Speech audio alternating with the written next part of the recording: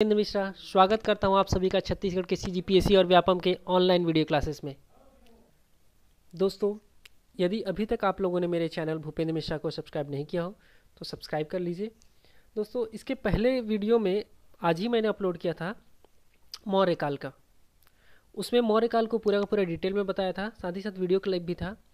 बाद में मैं वीडियो क्लिप को देखा तो उसमें आवाज़ नहीं आ रहा था, तो अगर आप लोग उसको हेडफोन लगा करके देखोगे तो उसमें आवाज़ अच्छे से क्लियर आएगा। क्या वीडियो क्लिप के साथ देखोगे तो याद अच्छे से होगा।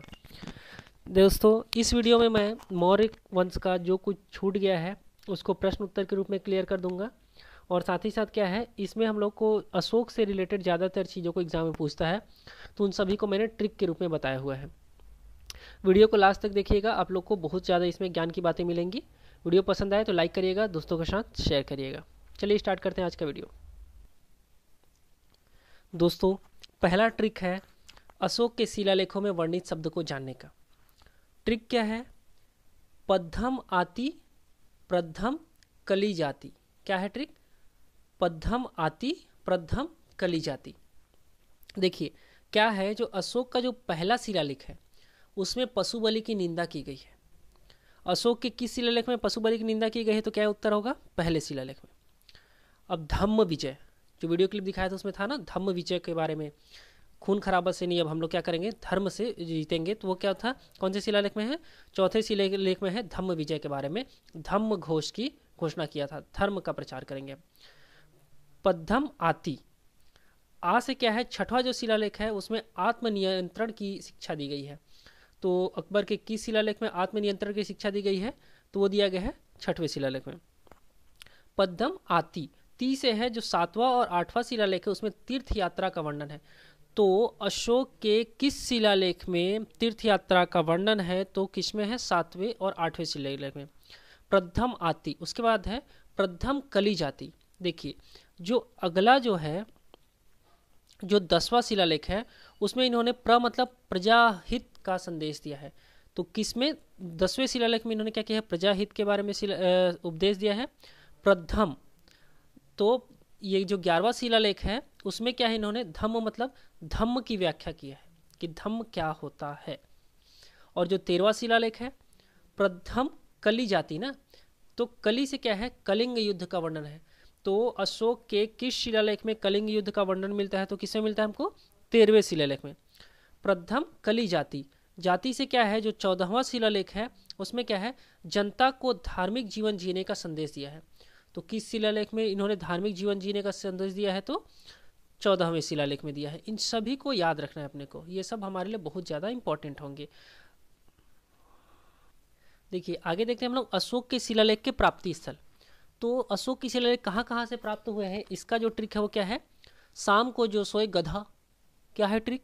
शाम को जो सोए गधा। और उसमें जो शाम है ना वो बस पाकिस्तान में है, बाकी सब कहाँ है? भारत में है।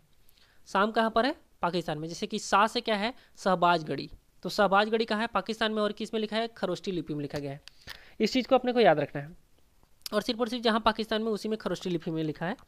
तो शाम को जो सोए उसमें का सा से क्या है, शहबाजगढ़ी कहाँ पर है? पाकिस्तान में है, खरोष्टी लिपि में लिखा गया है। म से है मानसेहरा, म से क्या है, मानसेहरा, ये भी कहाँ है? पाकिस्तान में है, और ये भी खरोष्टी लिपि में लिखा गया है। अब शाम बस खत्म तो खत्म। उसके बाद को जो सोए गधा, ये हमें भारत में है। तो को से है काशी है, तो ये भारत में है, ब्राह्मी लिपि में लिखा गया है।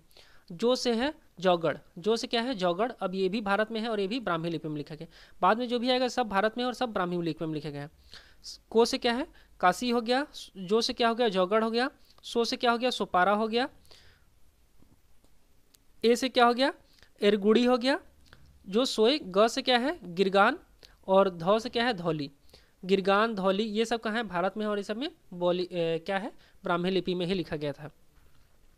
आप सभी को बताया था ये जो ब्राह्मी लिपि है उसको किसने उत्पन्न किया था, मतलब किसने स्टार्ट किया था?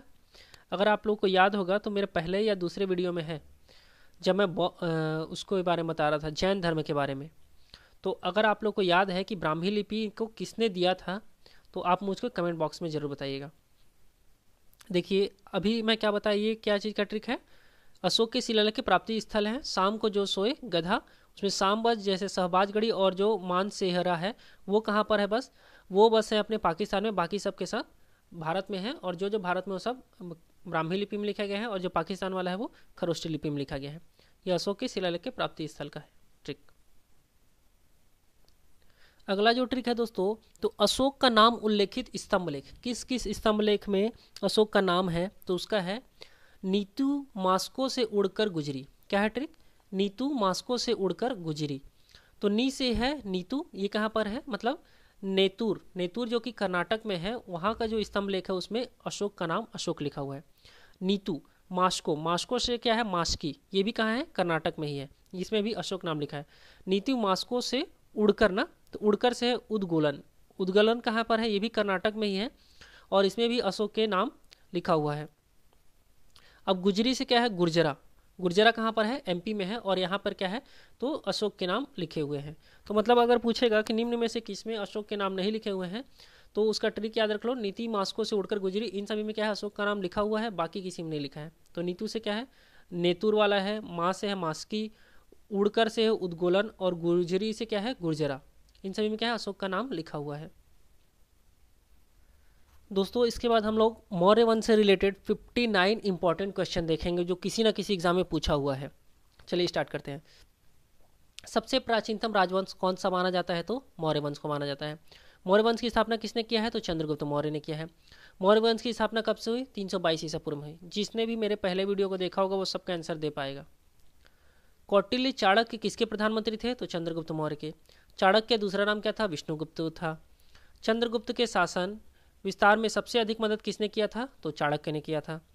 किसकी तुलना मैकियावेली के प्रिंस से की जाती है, तो कौटिल्य के अर्थशास्त्र की जो तुलना है वो मैकियावेली के प्रिंस से की जाती है। किस शासक ने सिंहासन पर बैठने के लिए अपने बड़े भाई की हत्या की, तो अशोक। अशोक ने 101 भाइयों को, और किसी किसी पुस्तक में मिलता है कि 99 भाइयों को मारा हुआ है। क्या है, सम्राट अशोक की उस पत्नी का नाम क्या था जिसने उसे प्रभावित किया था, तो वो थी कारुवाकी। कौन थी, कारुवाकी से उसने बहुत ज़्यादा प्रभावित किया था। अशोक के सभी शिलालेखों में 1 रुपये के से किस प्राकृति का प्रयोग किया गया है, किस प्राकृत का प्रयोग किया गया है, तो मागधी। अशोक के सभी शिलालेखों में 1 रुपये से किस प्राकृत का प्रयोग किया गया है, तो वो क्या है, मागधी है। बिंदुसार ने विद्रोहियों को कुचलने के लिए अशोक को कहाँ भेजा था, तो तक्षशिला भेजा था। किस सम्राट का नाम देव नाम प्रियदर्शी था, तो वो सम्राट अशोक का था। किस राजा ने कलिंग की युद्ध में नरसंहार को देख करके बौद्ध धर्म को अपना लिया था, तो अपना अशोक ही है।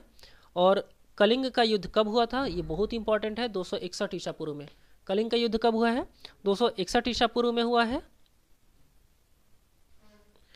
प्राचीन भारत का कौन सा शासक था जिसने अपने अंतिम दिनों में जैन धर्म को अपना लिया था, तो वो कौन था, चंद्रगुप्त मौर्य। पहले वीडियो में बताया हुआ सबको। मौर्य साम्राज्य में कौन सी मुद्रा प्रचलित थी, तो कौन सी थी, पर्ण।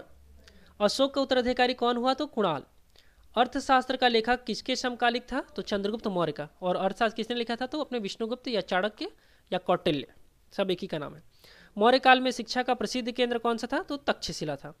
यूनान के शासक सेल्यूकस ने अपने राजदूत मेगास्थनीज को किसके राज दरबार में भेजा था, तो चंद्रगुप्त मौर्य के दरबार में। चंद्रगुप्त मौर्य ने सेल्यूकस को कब पराजित किया था, तो 305 ईसा पूर्व में। मेगास्थनीज की पुस्तिका क्या नाम है, इंडिका। बोला ना, सब अगर पहला वीडियो देखोगे तो सब कुछ का आंसर देते जाओगे।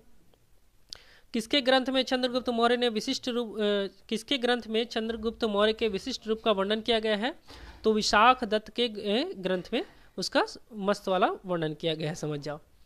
मुद्रा रक्षक के लेखक कौन है, तो यही विशाख दत्त जी हैं। किस स्रोतों से में पाटलिपुत्र के प्रशासन का वर्णन मिलता है, तो मेगास्थनीज की इंडिका से मिलता है। अशोक के शिलालेखों में कौन सी भाषा है, तो प्राकृत भाषा है। किस मौर्य राजा ने दक्कन पर विजय प्राप्त की थी, तो कुणाल ने किया था। मेगास्थनीज द्वारा अपनी पुस्तक में समाज को कितने भागों में बांटा है, तो 5 भागों में बांटा है। अर्थशास्त्र किससे संबंधित है, तो राजनीतिक नीतियों से संबंधित है। किस शासक ने पाटलिपुत्र की अपनी राजधानी बनाया था, तो चंद्रगुप्त मौर्य ने बनाया था। भारतीय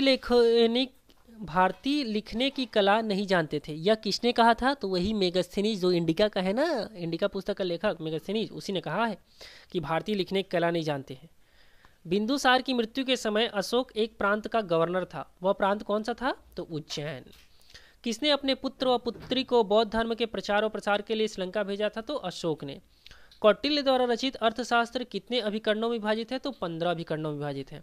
अशोक का अभिलेख भारत के अलावा किस अन्य स्थान पर भी पाया जाता है? तो अफगानिस्तान में भी मिलता है। किस अभिलेख में अशोक ने घोषणा की सभी मनुष्य मेरे बच्चे हैं? तो प्रथम और पृथक अभिलेखों में किया गया है। किस स्थान से अशोक के शिलालेख के लिए पत्थर लिया जाता था? मतलब अशोक को जो शिलालेख लिखना है उसके लिए कहाँ से पत्थर लेते थे? तो चुनार से लेते थे। किस महीने में मौर्यों का राजकोषीय वर्ष आरंभ होता है? तो आषाढ़ या जुलाई से। किस जैन ग्रंथ में चंद्रगुप्त मौर्य के जैन धर्म को अपनाने का उल्लेख मिलता है? तो परिशिष्ट पर्व में। किस जैन ग्रंथ में चंद्रगुप्त मौर्य के जैन धर्म को अपनाने का उल्लेख मिलता है? तो कौन सा है? परिशिष्ट पर्व में। चंद्रगुप्त मौर्य का संघर्ष किस यूनानी शासक से हुआ था? तो सेल्यूकस से हुआ था। उसके बाद क्या है? एरियन ने चंद्रगुप्त मौर्य को क्या नाम दिया था? तो उसने नाम दिया था सेंड्रेकोटस। क्या नाम दिया है? सेंड्रेकोटस। ये क्या है? यूनानी भाषा में है ना। चंद्रगुप्त मौर्य को यूनानी भाषा में क्या कहा जाता था? तो सेंड्रेकोटस कहते थे। किस ग्रंथ में चंद्रगुप्त मौर्य के लिए कुलहीन शब्द का प्रयोग किया गया है? तो मुद्रा राक्षस में क्या है? चंद्रगुप्त मौर्य को कुलहीन बोला गया है। किस ग्रंथ में दक्षिण भारत के आक्रमण का पता चलता है? तो तमिल ग्रंथ अहनानूर में। तमिल ग्रंथ जो अहनानूर है उससे हमको पता चलता है कि दक्षिण भारत में आक्रमण हुआ था करके। चंद्रगुप्त मौर्य का निधन कब हुआ था? तो 297 ईसा पूर्व में हुआ। किस शासक ने पाटलिपुत्र को अपनी राजधानी बनाई थी? तो चंद्रगुप्त मौर्य ने। पाटलिपुत्र में चंद्रगुप्त का महल किस का बना था? तो लकड़ी का था। चंद्रगुप्त का जो महल था वो किसका बना था? तो लकड़ी का बना था। किस अभिलेख से यह सिद्ध होता है कि चंद्रगुप्त का प्रभाव पश्चिम भारत तक फैला हुआ था? तो रुद्रदमन का जो जूनागढ़ अभिलेख है उससे पता चलता है कि चंद्रगुप्त का जो वो शासन था वो पश्चिम तक फैला हुआ था। सर्वप्रथम भारतीय साम्राज्य किसने स्थापित किया था? तो चंद्रगुप्त मौर्य ने ही किया है। किस स्तंभ से में अशोक ने स्वयं को मगध का सम्राट बताया था? तो भब्रू स्तंभ में। भब्रू स्तंभ जो है उसमें अशोक ने स्वयं को मगध का सम्राट बताया हुआ है। उत्तराखंड में अभिलेख अशोक का शिलालेख कहाँ स्थित है? तो कालसी में है। कहाँ पर है ये? कालसी में है। अशोक के शिलालेख को पढ़ने वाला प्रथम अंग्रेज कौन था? तो जेम्स प्रीसेप। कौन है? जेम्स प्रीसेप है। कलिंग युद्ध की विजय पर क्षत्रियों का वर्णन किस शिलालेख में है? तो 13वें शिलालेख में है। कलिंग युद्ध के विजय तथा क्षत्रियों का वर्णन किस शिलालेख में है? तो मतलब अशोक का जो कलिंग युद्ध है उसको उसके किस शिलालेख में वर्णन मिलता है? तो 13वें शिलालेख में मिलता है। कौन सा शासक जनता के संपर्क में रहता था? तो अशोक रहता था। किस ग्रंथ में चंद्रगुप्त मौर्य के लिए वृषल शब्द का प्रयोग हुआ है? तो मुद्रा राक्षस में क्या है? चंद्रगुप्त मौर्य के लिए वृषल शब्द का प्रयोग हुआ है। ठीक है। किस राज्यादेश में अशोक के व्यक्तिगत नाम का उल्लेख मिलता है? तो मास्की से। और भी कुछ जगह है उसका मैं जो ट्रिक बताया था उसमें आप लोग जाकर के देख सकते हो। श्रीनगर की स्थापना किस मौर्य शासक ने किया था? तो अशोक ने ही किया है। किस ग्रंथ में शूद्रों के लिए आर्य शब्द का प्रयोग हुआ है? तो अर्थशास्त्र में। किसने पाटलिपुत्र को पोलीबोथा कहा था? तो मेगास्थनीज ने ही कहा है। मौर्य काल में एग्रोनोमाई किसको कहा जाता था? तो सड़क निर्माण अधिकारी को क्या कहते हैं? एग्रोनोमाई कहा जाता था। अशोक के बारे में जानने के लिए महत्वपूर्ण स्रोत क्या है? तो शिलालेख ही है। इसको मैं आप लोगों को पहले ही बता दिया था। ये टोटल हो गए अपने कितने? 59 हो गए।